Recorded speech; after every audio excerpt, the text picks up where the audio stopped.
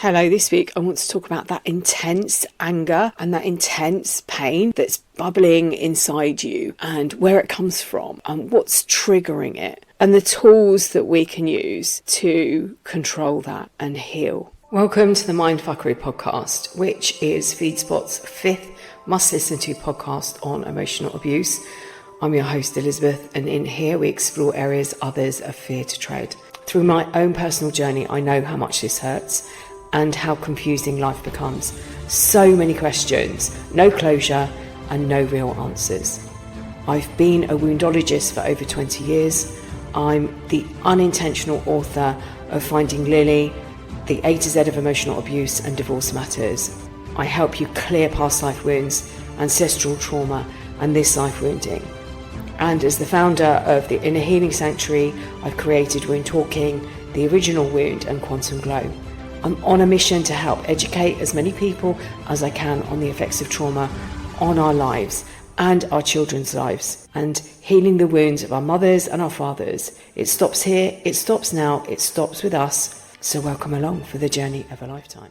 And as ever, you are very, very welcome. Today, I want to talk about the intense anger that can bubble up out of nowhere. It's like a volcano erupting. There's no warning, or there might be a little rumble. And out of nowhere, these emotions take over. And in a very similar way that the narcissistic or person higher up on the narcissistic spectrum goes from 0 to 7 in anger and rage, you experience something very similar as well. These intense emotions bubble up inside you, and all of a sudden, there's no controlling them. You, in a way, display the behaviour of the narcissist. It's like you've picked up the narcissistic fleas. And I've used this analogy before. I have clackers, which I bought, 2 plastic balls on a bit of string. It was a child's game. I'm going to say in the 70s, 80s, it might have been banned. These 2 balls come together, they bounce, they clack, they bounce apart and come back together again, and continues until you get the speed up. And it's about precision. And to me, this is what's happening inside the body, inside the brain. And although this isn't how the brain works, if you look at an image of it, it's split in 2. It's got 2 hemispheres. So one is for the logical and one is for the creative. But if we look at it and just use it as an example, that one side contains all of the information that you've been fed by the abuser, and the other side was everything that you learned, everything that you held true, or your morals, or your beliefs, your belief system is held on the other side. It's also where you held information and asked questions, and your beliefs are. So when the manipulation takes place, you've got information being stored on one side. This isn't how it happens. It's just for visualization and to help you understand what's happening and why you feel these intense moments of anger that just flare up inside you like this volcano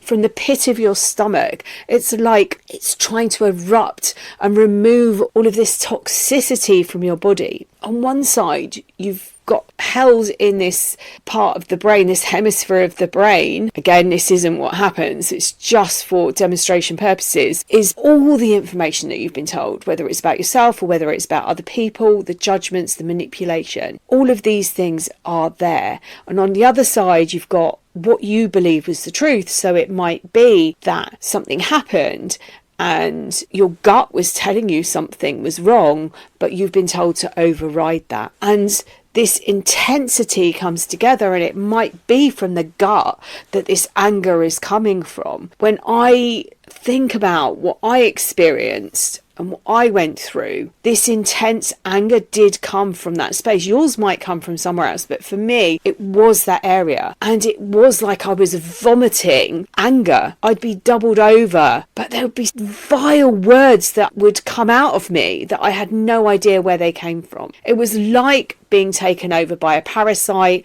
or an entity, and I had no control over what was happening. I found, as my personal experience, like yours might be slightly different, but It went on for a while. So the intensity when it first happened was my brain trying to make sense of what had happened. My brain was processing everything.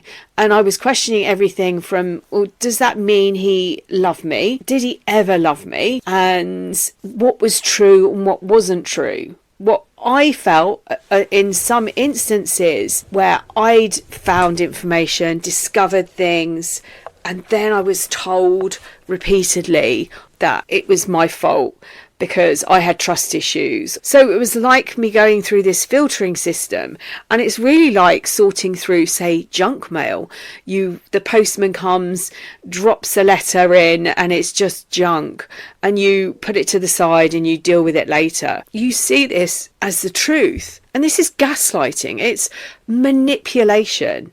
It's done through triangulation. They're two favourite tools. Gaslighting is their first one. Triangulation is their second one. Gaslighting makes you confused. You've got this information. Your body's telling you that something doesn't feel right. You start to doubt yourself, but you are being told something that doesn't fit. It makes you uncomfortable. It's like putting on a wetsuit that's way too small.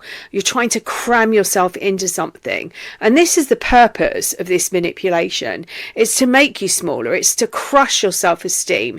It's to make you dependent on someone who's abusing you. You feel insecure. You doubt everything. Who can you trust and who can't you trust? And the thing is, they are drip feeding on a daily, weekly, monthly, yearly basis and questioning your relationships. And then when they walk away, after they are the ones that have deceived you, betrayed you, abandoned you, you're questioning the relationships. And this comes down to this part where it seems safer in the relationship than it does out of the relationship. And this constant manipulation that goes on even after they've left. And then you're gaslighting yourself. You continue replaying what's been said, and you're trying to sort through what's real and what's not real. And because it felt so real, and because of the positioning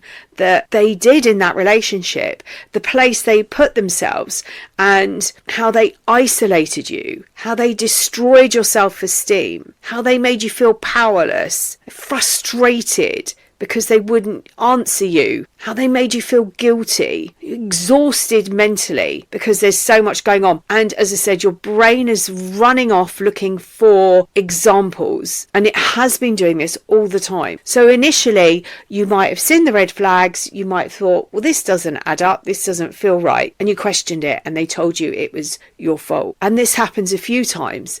And then the doubt sets in and the confusion. And then you start to question your reality. Then you start to question your relationships with people. And then coming out of the relationship, when they're not there, they still continue. And half of it, or maybe more than half of it, is in your head because you can still hear them. You can still hear the voices like earworms. They've worked their way into your system. They've disrupted your motherboard.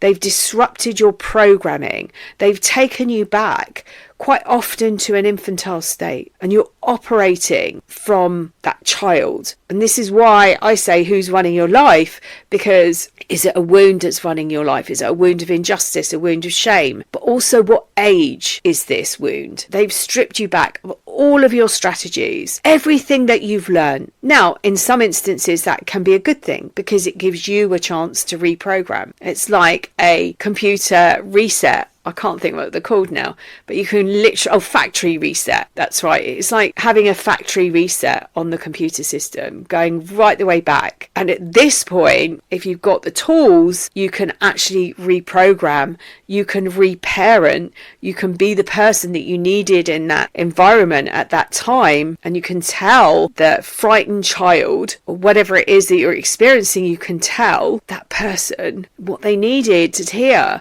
You can be the person person that they needed in their life at that time. So this intense anger, as I said, for me, it came out of the pit of my stomach. And if I try and visualize it now, I can still take myself back to those moments and not exactly recreate, because I've healed those situations, but I remember the intensity and I remember the vile feeling that I had. And if I was a volcano, it would be black tar that was spurting out of me. And it really was, I suppose, if I think about it, like that lava that's shooting out and spitting everywhere. And we need to process. We need to get this anger out. We need to get these feelings out, but in a way that we feel in control, because that isn't being in control. And it also brings on other emotions and other feelings, because once that's happened, there's maybe a feeling of guilt, particularly if you've said something to someone. And the difference between shame and guilt is shame is something, is how I feel about myself, and guilt is my actions that have an effect on other people and how I feel about that. Shame and guilt are similar, but they are very different. A bit like twins. Research suggests that they have a very different emotional process. They're a gauge for self-correction, but there's a different brain chemistry triggering different reactions. So guilt arises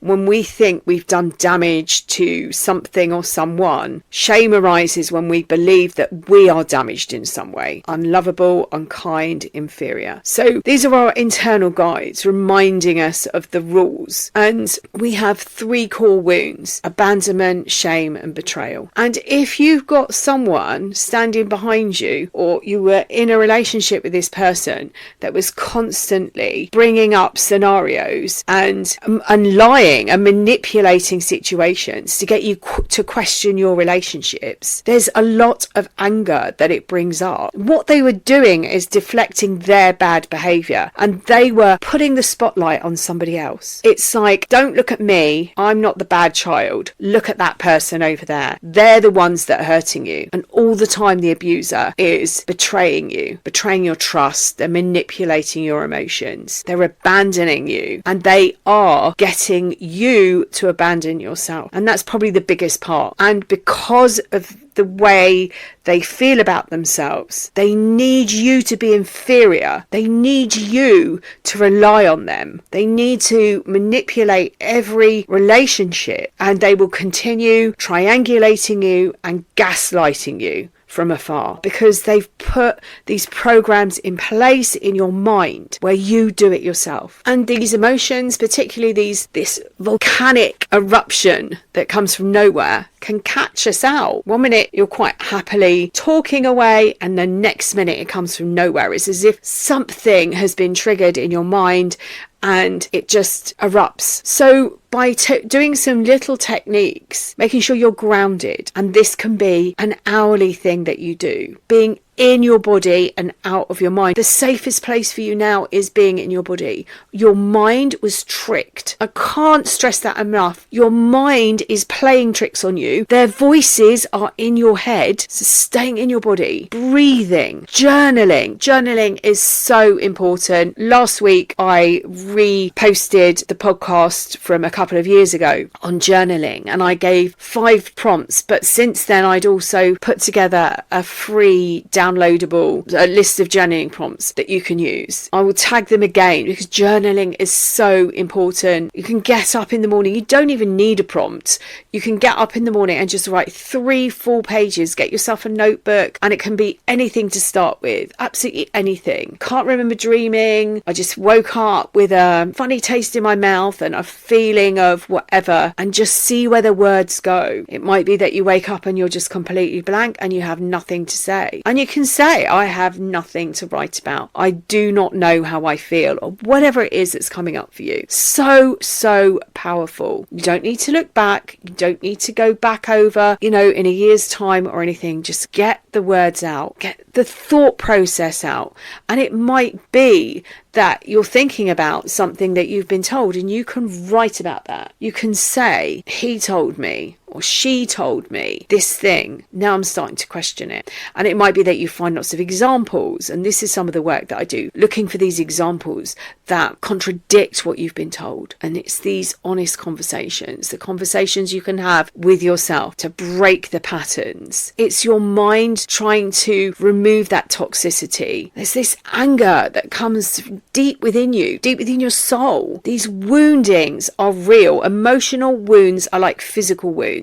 And they lodge in the body and they become toxic. This is why we need to remove them, feel lighter, and we can, as I said, reparent ourselves. It gives us that opportunity. If we had a less than ideal parent, somebody that was talking to you non-stop about how bad you were, or blaming you for something, or criticizing you in some way, you can reprogram that. You can be the parent that you needed. You can give yourself advice from where you are as an adult. You can tell yourself what you needed to hear at that time. So very powerful. I hope this has been helpful to you. I'm also going to put the link to the workshop that I'm running in November, something that will honestly help you right the way through this process, and give you the tools so that when something comes up, you can challenge it, you can heal. And this helps you heal on such a deep level. And this is my belief, that we have come here, we have experienced these relationships. We're not just healing our relationships, we're healing our ancestral wounding and our past life wounding. And that is so important moving forward, because we're breaking these patterns within our family. And it might be that one of your parents experienced something. It might be that your grandparents experienced some form of trauma, and you are able to stop it. And it's about breaking these cycles once and for all, so that we can all move on. That was the past. We now live in the present, and the future looks amazing. Sending you loads and loads of love. Until next time.